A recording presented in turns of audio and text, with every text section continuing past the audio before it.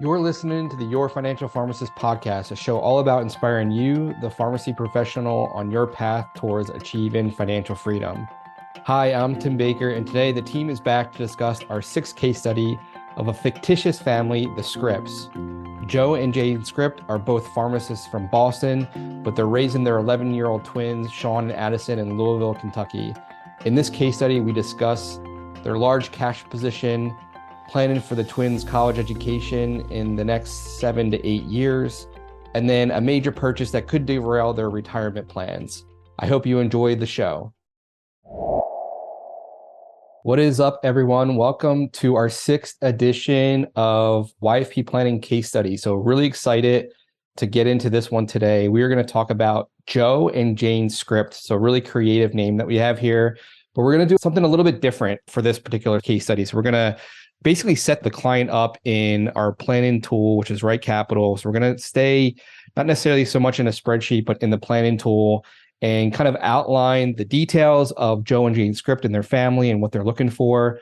I am once again joined by our lead planners, Kelly Reddy-Heffner and Angel Melgoza. Really excited for you guys to be here to kind of chat about the Scripts. What's going on? Kelly, first to you, what's going on in life? Not too much. End of tax season, doing quarterly meetings and hoping that it stops raining in Pittsburgh at some point. Yeah, kind of crazy weather. It was like they gave, like when you guys were out here after tax season, it was like spring-esque, and now it's like really cold again. It's super weird. So I put a vote for warmer weather here too. So Angel, you're probably accustomed to some warmer weather. How's it going where you are? Very warm, hot and humid, actually. We're preheating to our summer already. And yeah. Awesome. So let's get into it, guys. I'm going to share my screen.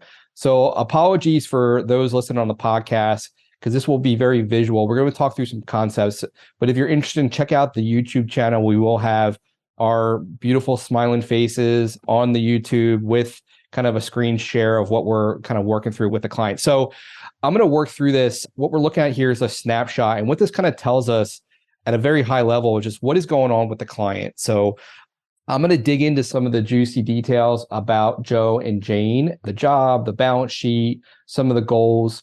So the first thing I'm going to look at for Joe and Jane is just like, where are they at? What are they doing? What's the family look like? So Joe recently accepted a new MSL job based out of Louisville, Kentucky. They're both Louisville, Kentucky, University of Kentucky grads. So that's where they went to pharmacy school. Joe is an MSL. Jane is an oncology staff utilization pharmacist. They have twins, Addison and Sean, age 11. Their home is in Louisville. They file their taxes jointly, but they're actually from the Boston area. So they have a lot of, family in the Boston area. The balance sheet really looks like this. And I'm going to click into the balance sheet. Their balance sheet at present, their net worth is about $894,000. So they have about $1.3 million in assets with about $386,000 in liability. So the assets break out of a good amount in cash accounts. So their joint check-in, they have $35,000. They have $80,000 in joint savings. There's $115,000 that's liquid. And then they have a non-qualified or a joint taxable account that has about $15,000 in it.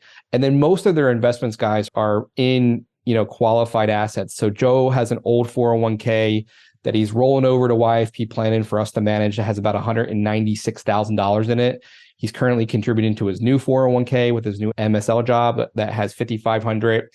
Jane, her 401k is currently at $236,000. Joe has a Roth that has about $85,000. He also has an HSA that has about $15,000. And then the kids, they both have 529s that are identical, about $19,000 that they're currently contributing to. They own their home in Louisville. The property is worth about $575,000 with a mortgage that has about $281,000 left. The other liabilities they have is a joint credit card that has about $15,000 that they normally pay off. They have a HELOC for home improvements that's hanging out there that has about $19,000. Jane has a car note at $28,800. And then Joe still has some lingering student debt that's about $12,500. And one of the surprises that they had when they went to file, we were talking about tax season earlier, guys, is they found out that about $30,000 tax bill. And those are some surprises that are not fun to get, but they basically have to figure out how to pay off this $30,000 tax bill to the IRS. So overall net worth about $893. Now to pivot to some of the goals that they have, They are very much, kind of want to make sure they get back to Boston to see family. They want to make sure that they're supporting the twins' activities, in sports. Between the two of them, have more frequent date nights.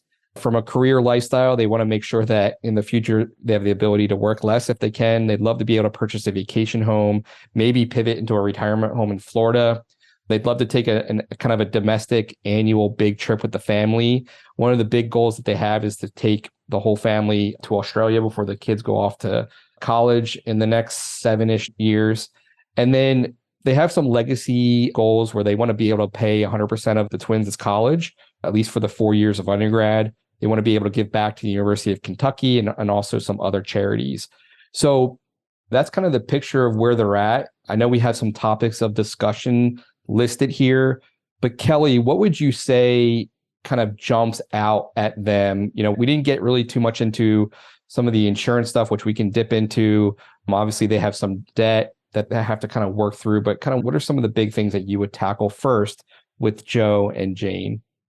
At first glance, definitely a bit of a large cash position. So trying to figure out what is their spending to see like what the emergency fund should or could be, and then seeing if they have some resources left to take care of some of the debt, like the little student loan. Yeah. Out there would probably be top of mind, making sure the credit card really is paid off each month. So those would be, really important things to tackle early on, I would say. Yeah, I think one of the cool things that the tool has shown us is just kind of a liquidity analysis. So, how much should you keep in that emergency fund? The target that we have here, if you assume current monthly expenses, which I think we should confirm, right? That's one of the things that, sometimes you can put in a box like what we spend, but when we actually connect kind of like actual spend accounts, it's more than that. But their target for their emergency fund is about 40,000, and their actual liquidity between their checking and their savings is about 115. So there's probably a scenario that we could peel off some of those extra dollars and potentially pay off the credit card, to your point, Kelly, to make sure that that is completely paid off, which the balance is 15,000 at this point. But you also have a $19,000 home equity, which was one of your highest interest rates. If we look at the interest rates, and again, we didn't necessarily go through this from the jump, but the mortgage is not bad, $281,000, 3.25%. The home equity line of credit, 6%, which is a little bit higher. Jane's car, which is about $28,000, 4%. Joe's student loan, 3.5%, so not terrible. The IRS, we'd have to figure out what the payment plan is for that. So I just put in a placeholder of 3%. And then the joint credit card, obviously 24%. So making sure we tackle this first. So I agree. I think something along the lines of like right sizing the cash position to either clear out debt or, the conversation that we could have is, does it make sense to put dollars towards things like an education goal or retirement? Again, I wouldn't necessarily be sleeping very soundly at night if I knew that I owed the IRS money or if I had a credit card balance kind of hanging over my head. So I think a good kind of analysis to go through with the two of them, just to see how do we deploy these, extra resources, so to speak. Angel, how about you? Like when you look at their scenario at a high level, what jumps off the page for you? I'll have to echo Kelly's thoughts here. Really, when I talk to clients and I look at their balance sheet, the first thing I want to make sure, because of course you have two little ones, is that you have a sound emergency fund. And if you have an excess cash position, I think the second thing I'd like to look at is, of course, any debt that's over. My rule of thumb is usually 6%. And I think credit cards fall well within that. Absolutely. Paying down that debt is just as good as investing. And it goes back to the old saying, a penny saved is a penny earned. Yep. Yeah, and I think that's, one of the things is like if you can guarantee a 6% in, investment, like that's not terrible. That's kind of where the S&P is once you kind of account for inflation over long periods of time. So definitely looking at the debt, and it would probably be, first on the list. How about Angel, when you look at, one of the big things that they have that I think is probably not one that we get a lot of in terms of, hey, this is my education plan for my kids. It's more of, I'm not really sure how I want to, approach the education. A lot of pharmacists again, they feel the pain and the sting of student loans. They would rather not replicate that for the kids. But when you look at, hey, we want to send both of them 100% for 4 years in the next 7 years or so, how would you break that down for them in terms of like the feasibility of it? I mean, twins are 11 years old right now. They're not too far behind in the saving aspect of it. But of course, we want to make sure that we try to meet our clients' goals as much as possible within the confines of keeping things realistic.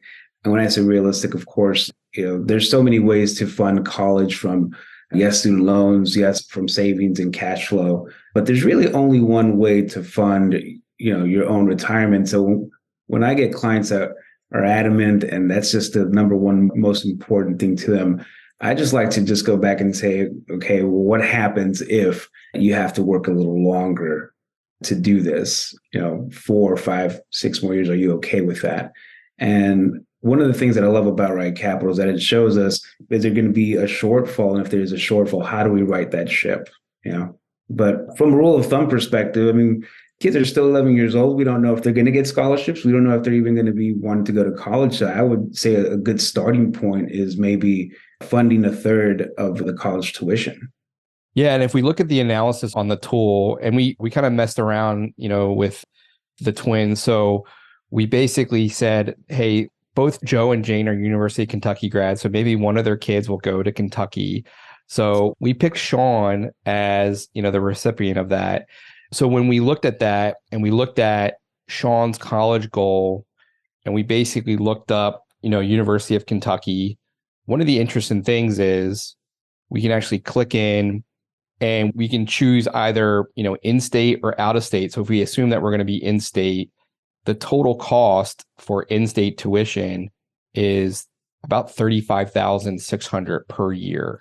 If we compare that to Addison's college goal, it's actually more. Addison's college goal, if we use a goal to fund a public 4-year in-state, it's actually a little bit less at $28,000. But the interesting thing is, like, right now, what they're saving about $200 per month. So $2,400 per year into the twins is $529. So $400 total, but separate 529s. If you look at the analysis, Sean, if we assume he's going to University of Kentucky, they're not at 100%. They actually have a funding shortfall of about $157,000. So that's about 23% to the goal. Now, Addison should be a little bit ahead because, if we use the 4-year average versus University of Kentucky, she's at 30%. So the funding shortfall is about 112,000. So this is probably an exercise, Kelly, in saying, hey, this is the reality of where we're at today. We know the goal is 100%. We're pretty well below that. We're not far from that 1/3 rule that we always talk about. So how would you approach? I mean, Angel talked about affecting retirement, but maybe there are some levers that we can pull today to kind of get closer to that. But how would you approach that with this particular client in terms of looking at the numbers? Right. Well, I think once you talk through some of those goals, I do think that Angel is right. Like that conversation of like how it directly impacts other goals. So most people do wish to retire at some reasonable point in time. So I think that's a natural next step, is to show how retirement's looking and how on track the household is for that. So, often we can't do everything. We have to prioritize and decide what makes the most sense to overall have the best plan for the future. This already looks, like you said, Tim, in the range. We're at 30% for Addison, a little bit lower for Sean, but decisions, so I would look at retirement, and I'd also start laying the groundwork for having conversations with their children as well about what is going to be available and, how to make good choices. So yeah, I guess I would look at the retirement numbers next to see do those look like they're in great shape? How are investments flowing for that? Yeah, I think that's a great segue. I do want to come back to the tax bill because I know we've had some discussion about that kind of off camera and what that looks like. But let's look at the retirement analysis. So Angel, can you kind of set the tone here in terms of, what we're looking at right now? what they're showing is a 54 probability of success, which that doesn't look that great. So to Kelly's point, it might be where we're looking at things like the vacation home that we haven't yet talked about, sending the kids 100% through college, working longer in retirement, and maybe like rank ordering those things in terms of what's most important. But how would you approach kind of, this is more of a dire outlook in terms of how the probability of success is looking here? One of the things that I like to go over with clients is the 30,000 square foot view of it all before we really dive into the details, and just let them know, if we keep on going at the pace you're going, if we keep your goals the same, that 54%, or as I like to say, 5 out of 10 times, you're going to have to make adjustments. What adjustments need to be made? That's what we're here for, to help you out with, of course. And so that's what this probability really says. I mean, the software in and of itself runs 1,000 simulations of probabilities. And of course, because the clients are a little younger, there's more than that. But it lays a good foundation to say there needs to be a change done. And that's what we're here to help you with. Yeah. And I think one of the things that we haven't even talked about is just even like the way that they are invested might be a little bit more conservative compared to maybe what they need to be. So I think looking in terms of other levers to pull, might be where they don't necessarily have to save any harder, but they have to, maybe, take a little bit more, risk with their investments. That might be something to look at. Yeah. And I think one of the things that can be lost here is that, if you look at it, it's like half the time you're going to fail, half the time you're going to succeed. It's not really about that. It's really, to your point, it's like, we're going to make adjustments on the fly, but we're going to make adjustments on the fly, meaning like, if we don't do these things, the idea is that at the end of the rainbow, when, the plan is over, is typically at Joe and Jane's death, like there's still money there. And if there's not, then that's kind of what they would say is a failure, so to speak. So let's talk about like the Florida home. So one of the big things that we were looking at, when we were talking about their goals and some of the cash flow. So we're looking at kind of a blueprint of, hey, we're going to take an annual vacation every year. I use this nerdy lifestyle car goal, so new vehicle every 7 years, so Q7Y. So nerdy script shorthand. We have an Australia trip baked in here. So what I basically did was just added it to the 10,000 that we're saving. So we're plus the 15. So we're saying like 25,000 for, a family of 4 to go to Australia. No idea what that costs. So that would be something that we'd have to adjust, as we approach that. But then the big outflows that really occur at Sean and Addison's college in 2030 when Joe is 50 and Jane is 46, really for the next 4 years. And then what he's saying, or what they're saying, is that once the kids are out of college, we'd like to be able to move on a vacation home. And I think what we're seeing is that if we assume a vacation home is $500,000 and we put 20% down, we just see the plan kind of be a bit exasperated. It's like, hey, we don't have enough cash money to put towards this. So it's starting to pull from things like retirement accounts, which we would say probably don't want to do that, correct? That's right. Yes. So then what's the process here? As it kind of goes back to like what's most important. Kelly, how would you break this down in terms of just kind of prioritizing the goals for the client? I definitely think part of it is conversation and talking through what is most important. Like when you start to see data align that everything may not be possible, this is quite a bit of stress on a budget to have the 4 years of college for 2 children at the same time, and then the vacation home to be on the backside of that. I mean, you can do things moving around the time, like the college timing is unlikely to change, but like the vacation home, if it's done at a different time interval, does that make a difference? But looking at the numbers, the stressor is pretty significant. It pulls quite a bit from the retirement accounts. Yeah. So then it's looking at, savings capacity. If you're having the conversation that these items are all very important, you'd like to do as many as possible, then it's kind of looking to see, is there room each year now where you could be saving more if this is really what's most important? We tend to save, but we also tend to spend anything that is not earmarked. So we talk a lot about SMART goals. Like if college is a goal, if the Florida home is a goal, really looking at how much you need to be putting into each account.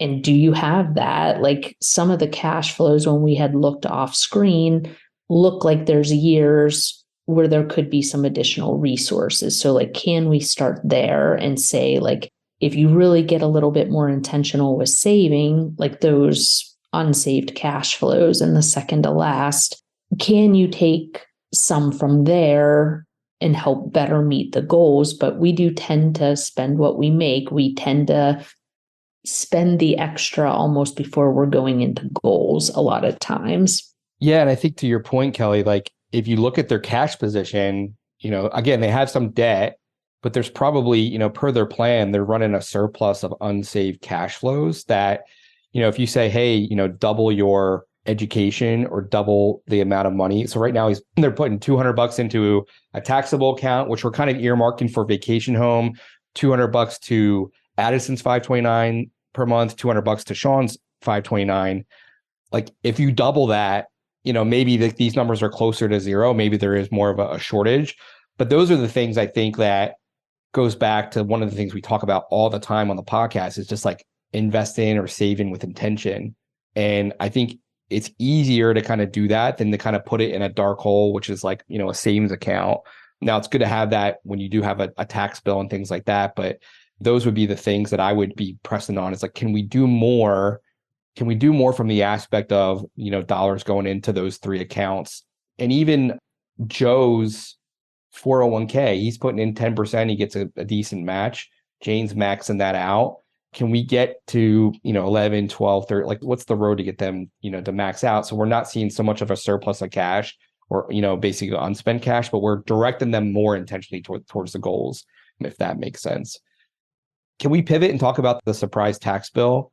So like this does happen, right? How does this happen? And what are the ways to kind of get in front of this? Because, this is never fun to go and file your taxes and say, hey, congratulations. It's better if you have $30,000 back, although we know that having that $30,000 in hand throughout the course of the year is important. But when you're on the other side of that, not many people are just putting money aside to pay the tax man. So why does this happen? Angel, how can we get in front of this? What are your thoughts with regard to the tax bill? One way it happens is that you don't pay enough taxes during the year. And typically what we do here is we do tax projections with tax professionals mid-year to see, are you on pace to paying your fair share of taxes? And if you're not, of course, we have to adjust that through your employer. But of course, that's how to get in front of it, just to see, are you on pace to pay your fair share from this year's taxes? Yeah, so probably what happened, because Joe's employment is new, he left his old employer, is that the withholding was never set up correctly. And Kelly, we know the tax bill is the tax bill. There are things that you can do to reduce that, but at the end of the day, you can't circumvent that, right? So part of the problem that maybe why they've amassed more cash recently, if we make that assumption, is because we weren't withholding enough to pay the IRS as we were earning those paychecks. Is an excellent first red flag. Like, oh, there's more in my paycheck than I expected. That's probably the first place I would go is withholding. So I do think working with a tax professional can be very helpful. I think the purpose of a projection is to minimize that huge surprise. Like there's going to be things that change over the course of a year. An average client household might change a job, which we have here, additional family member, the kids going to college, contributing to the 529 accounts can have an impact on the state tax. Doing a Roth conversion, at first I was like, oh, maybe that bill was somebody decided to move a pre-tax into a taxable account and didn't have professional advice on what might happen. So lots of things happen over the course of the year. A projection is not going to get to the penny, but it could help eliminate a big unpleasant surprise that would give a couple months to, change your withholding, to look at those retirement contributions and get prepared. Yeah, and shout out to Sean Richards at, YFP Tax. These are some of the things that he's going to be doing with clients is like a projection to kind of get in front of some of those surprises. The tool that we have here kind of gives a rough number based on, last year of like, hey, at the end of this, Joe and Jane, we think that you're going to have to pay about $42,000 in taxes. If we're halfway through the year and you've paid around 21,000, we're good. So again, very much broad strokes, but definitely would want to work with a tax professional to make sure that those types of surprises are mitigated, or because even things can happen at the very end of the year. It could be that Jane got a bonus that was higher than she thought, and we have to make sure that, the right amount is withheld. The other thing that we see, for some of these tax surprises is like if you do have side hustles, you're making 1099 income and you're not paying tax on top of that, it might make sense to withhold more from your W-2 paycheck just to kind of soften the blow a little bit. So, that would be one thing that hopefully we're not going to replicate in the future and, kind of get in front of. The last area, guys, I want to just focus on is the insurance piece. So I'm actually going to we're not going to get into disability because I don't think we have a whole lot of detail on that. But when you look at the life insurance right now, they're really just showing, a life insurance policy through Joe's employer that's about 50,000. Jane has 162,000 through her group policy. Obviously, I think with, college on the docket, a mortgage, young kids, this is probably insufficient where we probably need to look at policies. Angel, how would you approach this with the client? There are a couple of ways, but I mainly like to use rules of thumb to begin with. I mean, typically, I like to look at our clients' income, make sure they have either 10 times or 15 times insured. But there's a formula that we use where it's very need-based. We look at final expenses, of course, the nationwide average.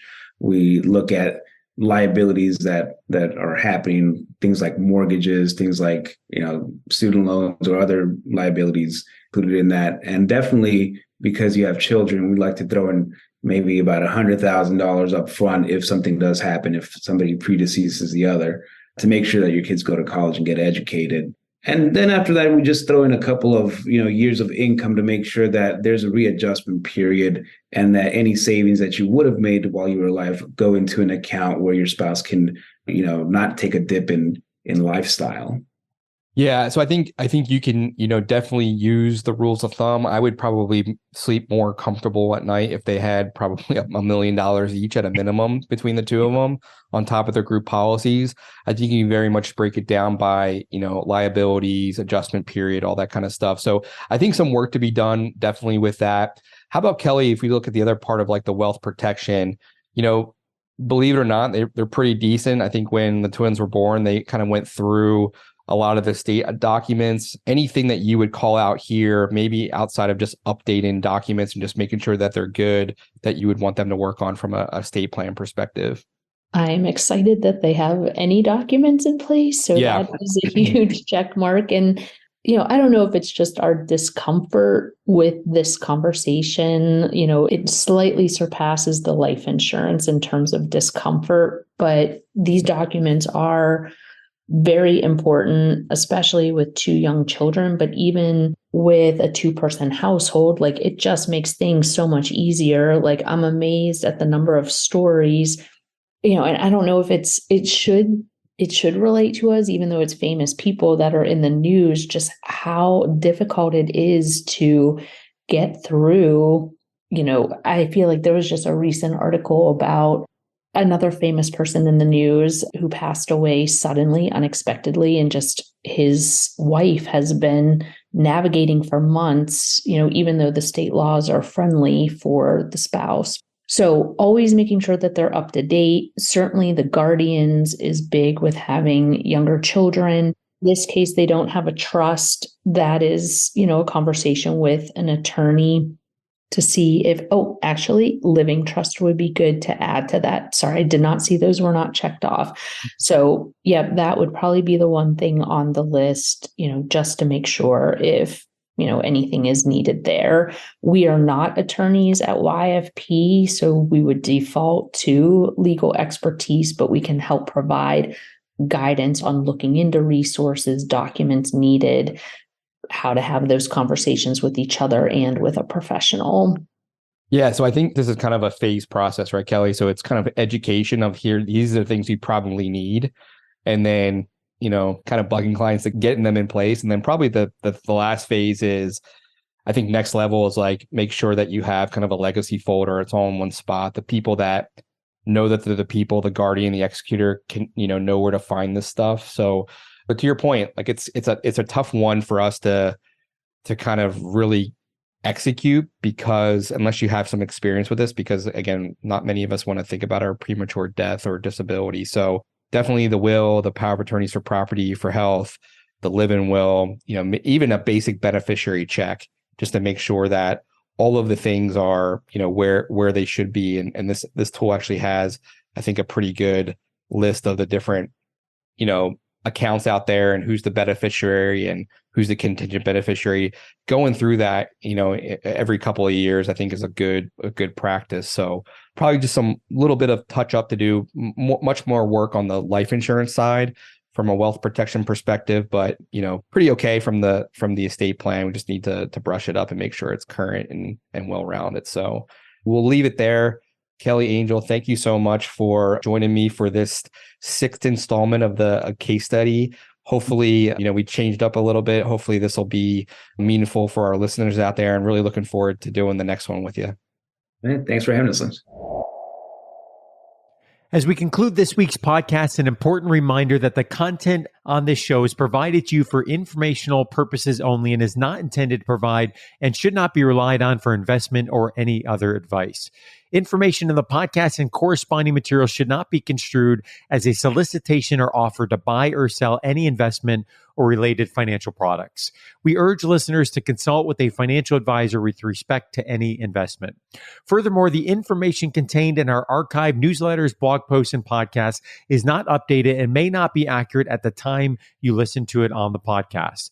Opinions and analyses expressed herein are solely those of your financial pharmacist unless otherwise noted, and constitute judgments as of the dates published. Such information may contain forward-looking statements which are not intended to be guarantees of future events. Actual results could differ materially from those anticipated in the forward-looking statements. For more information, please visit yourfinancialpharmacist.com/disclaimer. Thank you again for your support of the Your Financial Pharmacist podcast. Have a great rest of your week.